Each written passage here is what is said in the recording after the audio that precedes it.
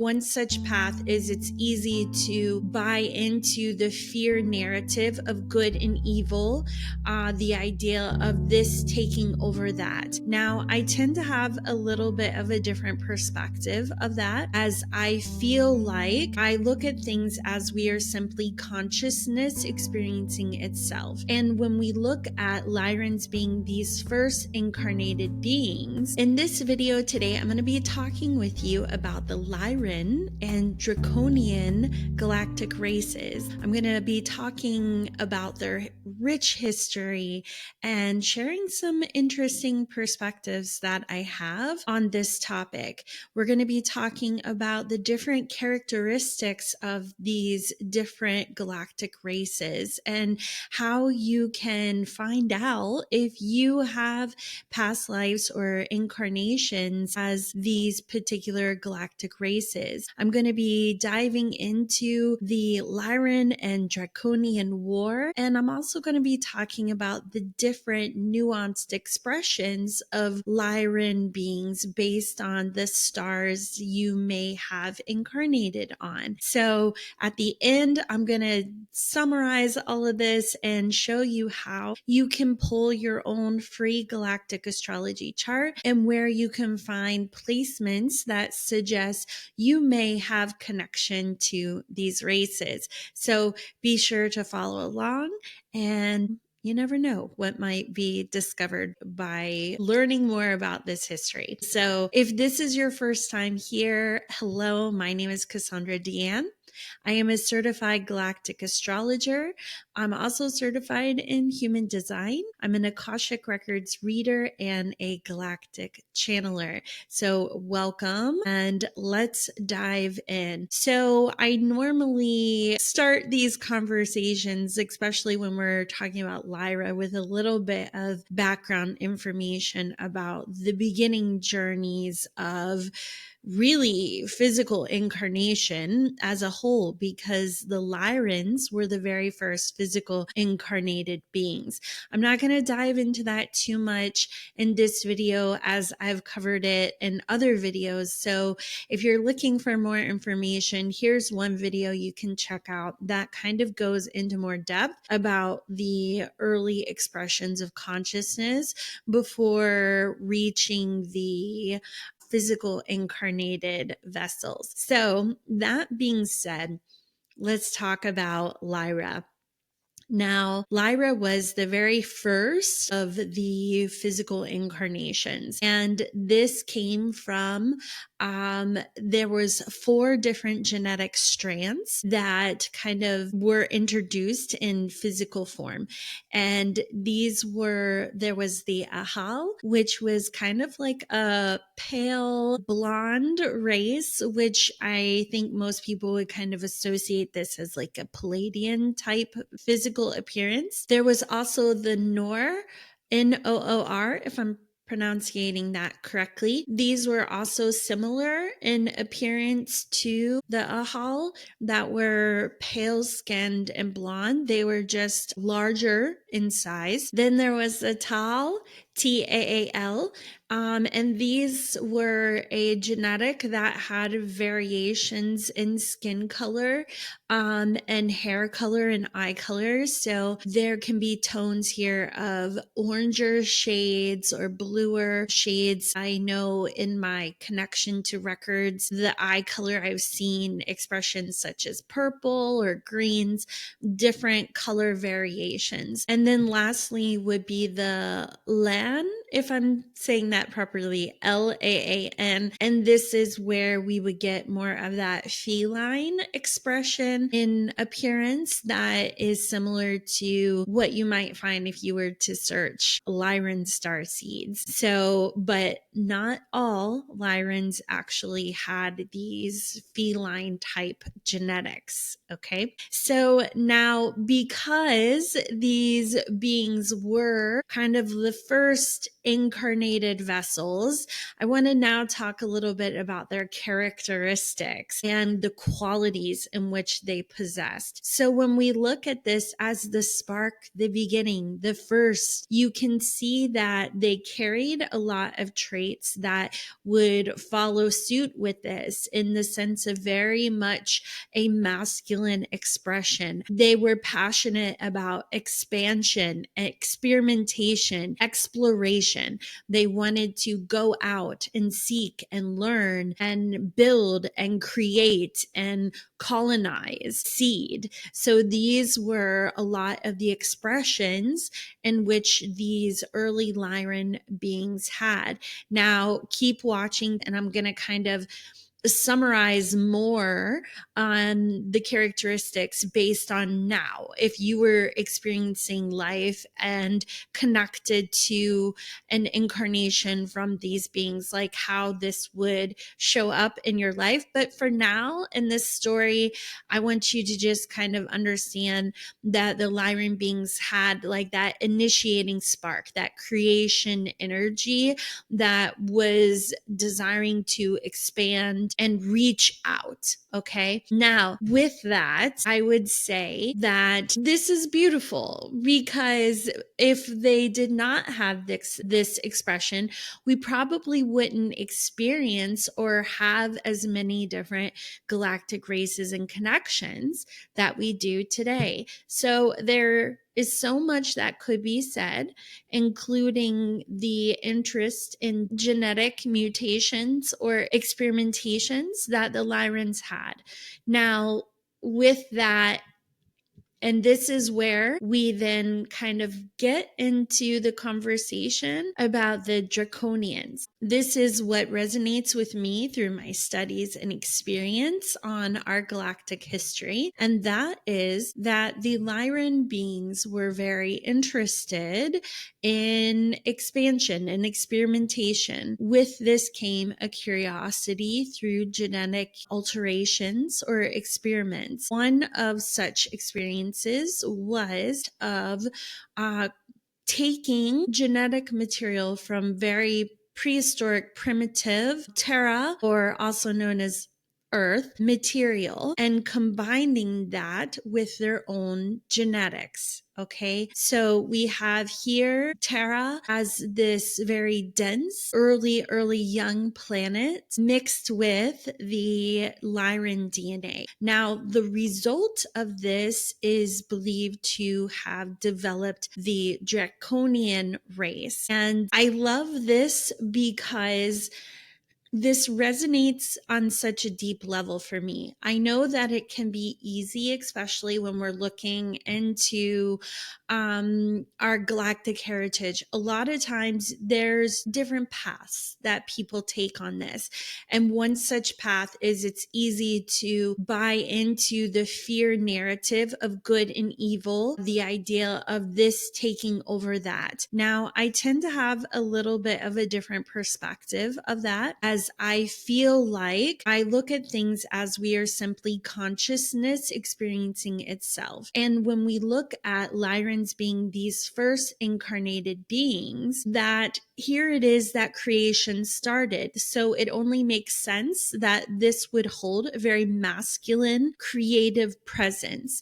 Now, when you take this and you mix it in with a very young, prehistoric, dense energy from Terra, it only makes sense that the result from this would be the possibility of having beings that were reptilian of nature, because once again, this is very early. So we can look at Draconians being connected to like dragon-like qualities, reptilian-like qualities. I think of like the dinosaurs or dragon-like qualities to it coming from our planet.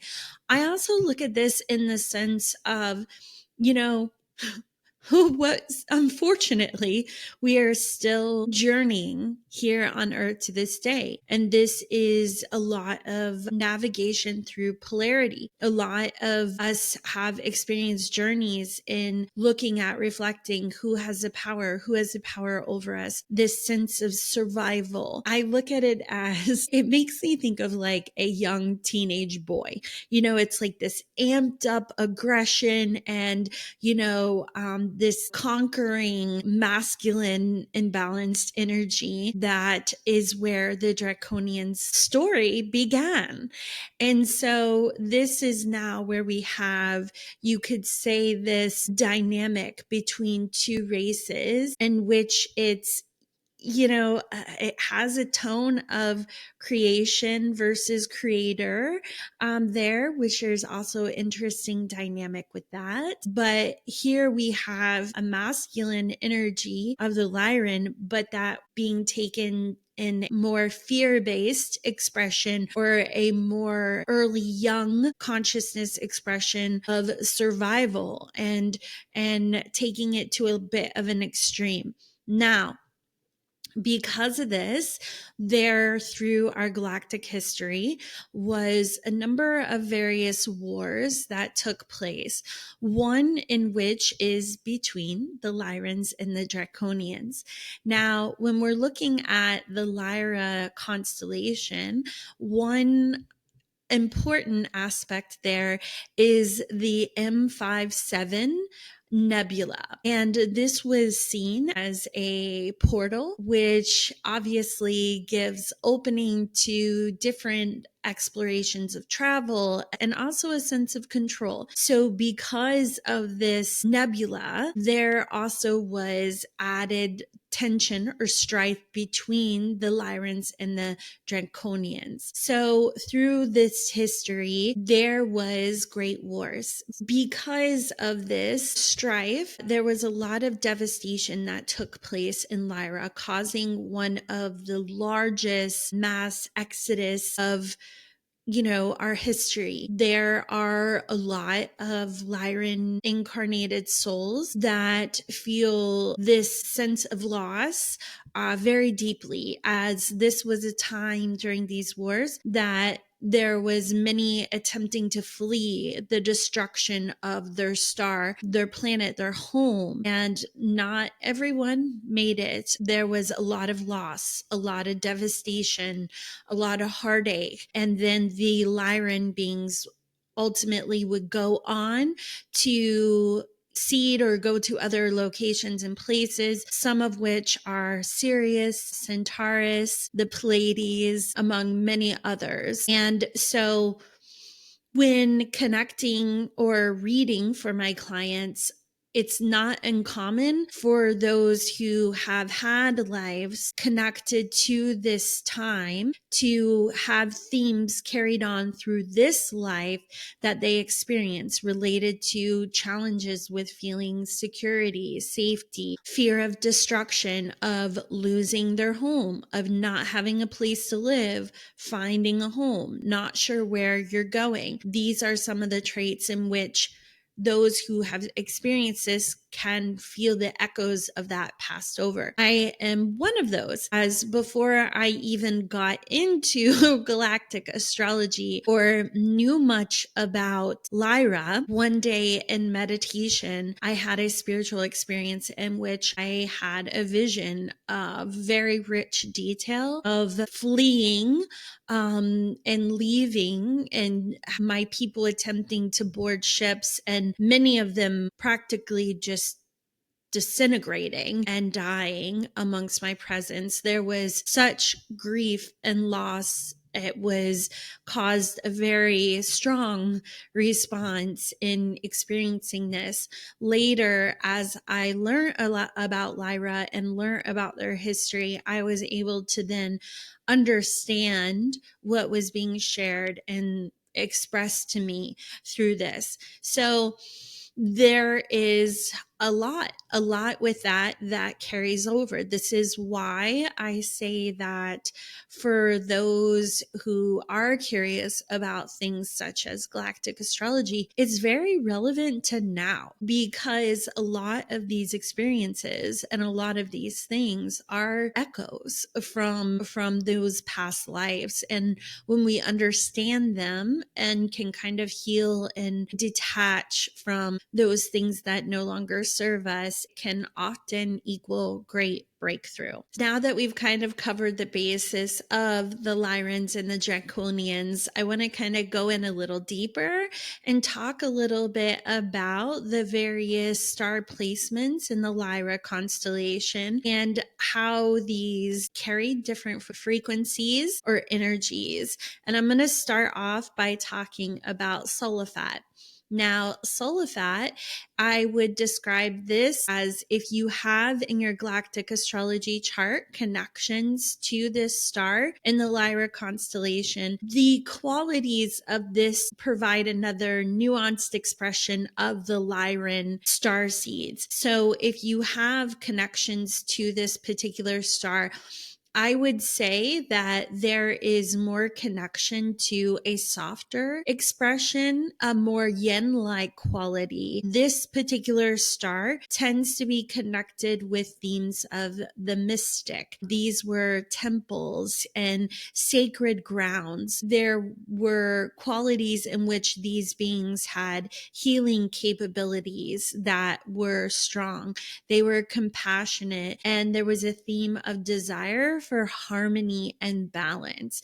And so this had a softer light quality of the Lyran traits, which over time evolved into this expression. This particular star also had deep connections with the Pleiadians, so there is a lot of connection there between the two. If you are someone that has this star, whether you were incarnated on Pleiades or not, you may feel a resonance to the Pleiadians. Another theme with that can be that those that are incarnated beings from this particular star connection may have lessons in which they are learning to exercise their boundaries and kind of not be so open, but to learn more balance in how they engage with others or connect with others. The next star I want to talk about is Sheliak. Now, Sheliak's expression, they tended to have a little bit more of a curiosity,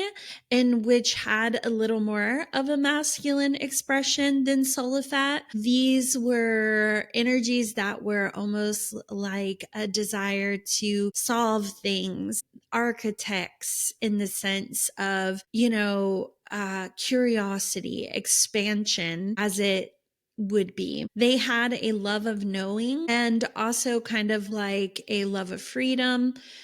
They wanted to know the answers. There was this curiosity of knowledge, and the spiritual desire that came from here was more of that of understanding and knowing, versus Sulaphat, which had a more yin or feminine expression to it. Now, the last one I want to cover is Vega. Now, Vega has a little bit more of an interesting history attached to it. Generally speaking, I would say that if you had connections to Vega, this tended to be similar to that of what we would associate nowadays as like the yogi or the yogic path, very attuned to nature.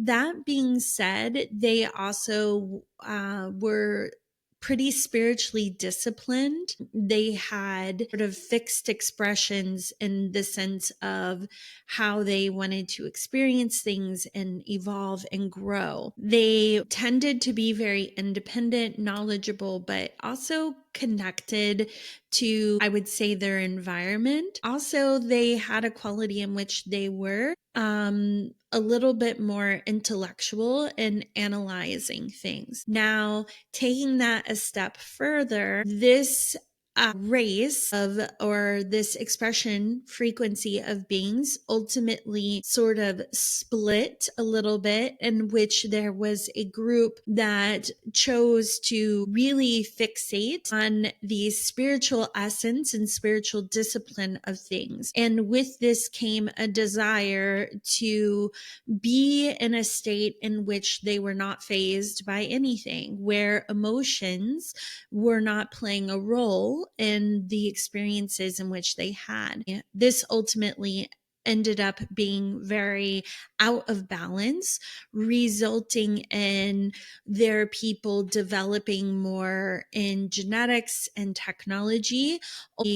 This led to what we now know as the Greys, because as they went down or continued to this path, the toxicity of their planet led to them going underground to avoid extinction. With this became different genetic mutations of loss of color of skin, blackening and enlarging of the eyes in order to adapt to their new environment. This race went on to then be sterile and threatened with extinction as a species, and that is a whole nother story for another day. But this goes to show, in my point of what I'm sharing today, that much resulted from the creation of the Lyran beings. Okay, that's a lot of history to cover and a lot to kind of chew on. So let's bring it down to more relevant for today. And now I'm going to kind of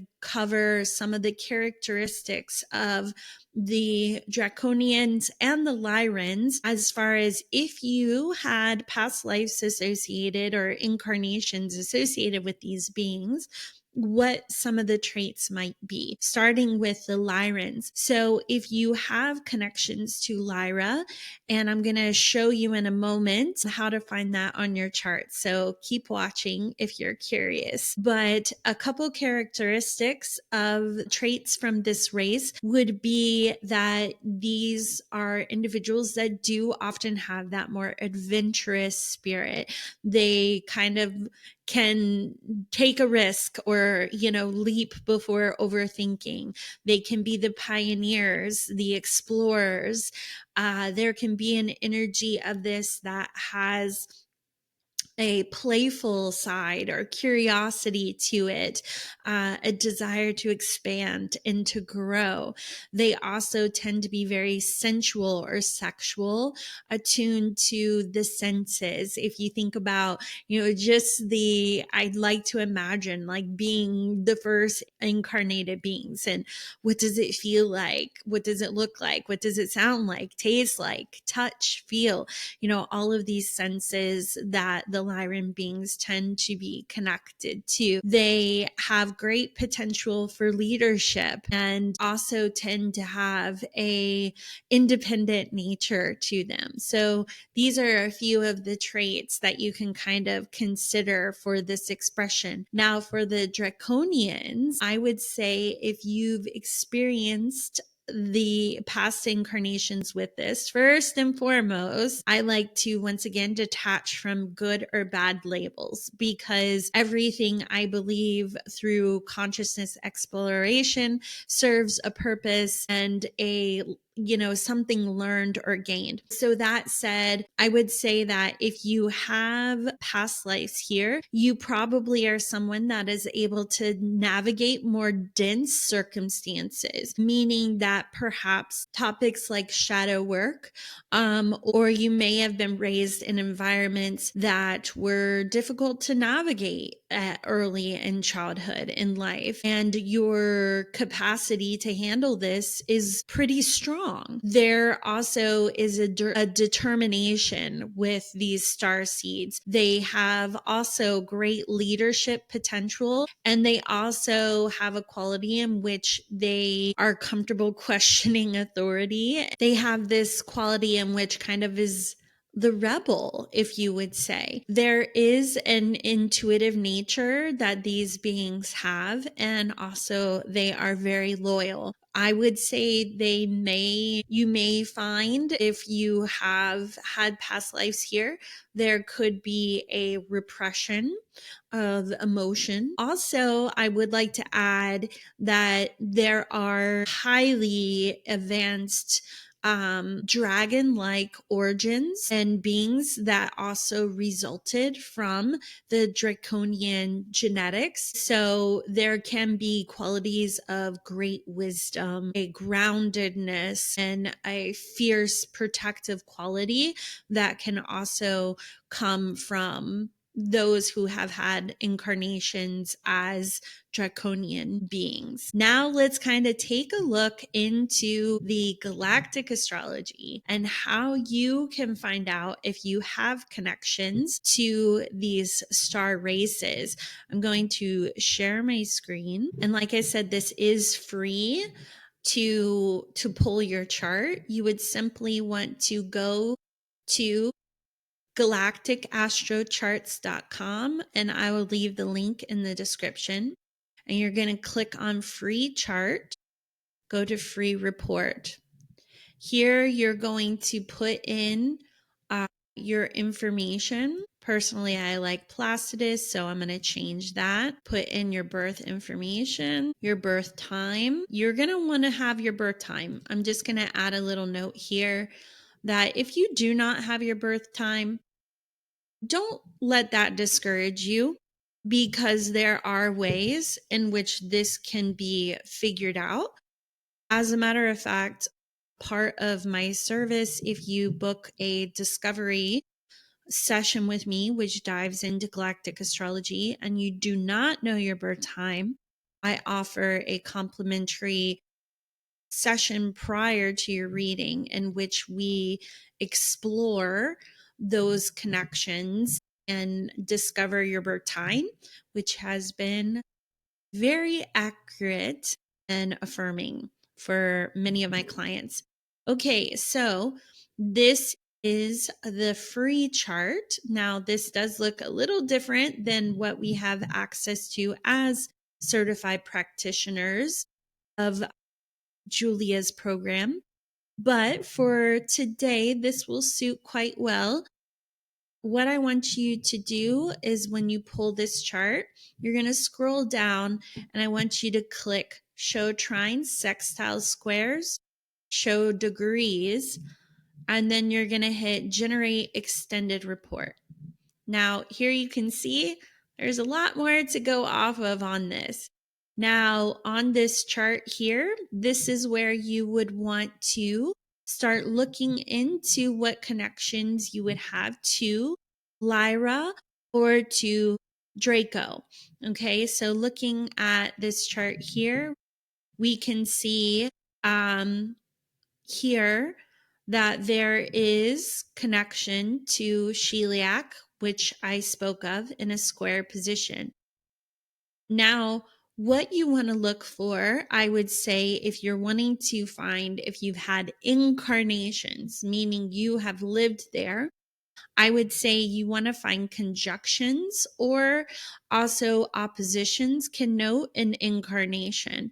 Now, this is actually my chart, and you can see here to my midheaven in Cancer, I have Lyra. So I guess it's not surprising to me that I speak often on Lyra, or that Lyrans come up often in my client readings.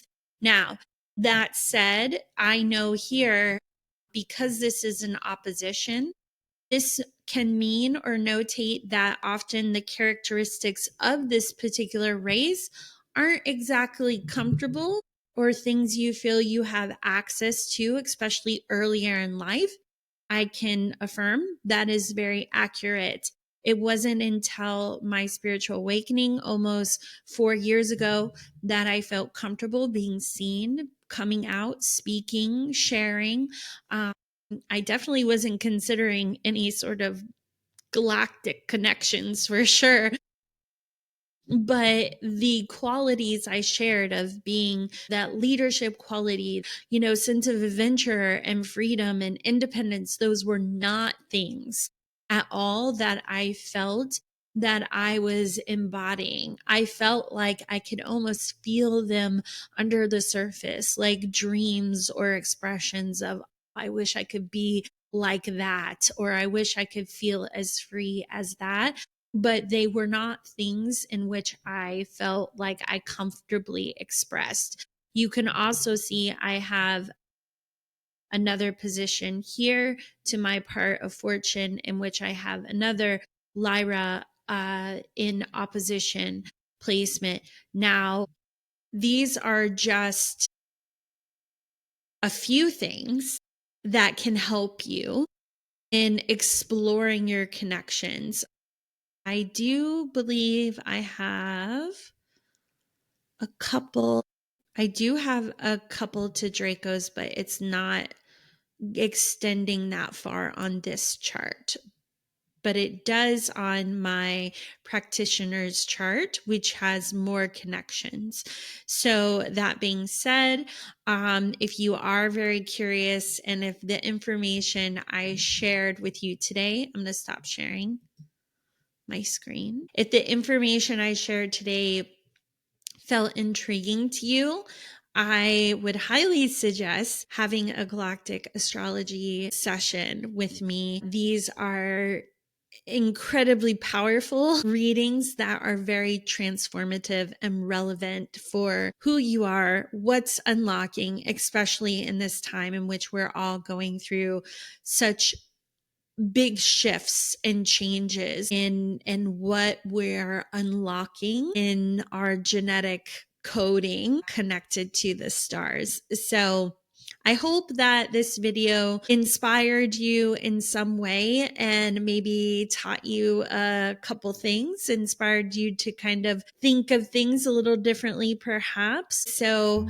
thank you so much for watching. I'd love it if you are willing to like the video, if you enjoyed it, or share it with a friend. Subscribe for more galactic channeling and information on various star races, and also a little bit of transit information I cover in some of my other videos every week. So thank you so much for watching, and have a lovely day. Bye.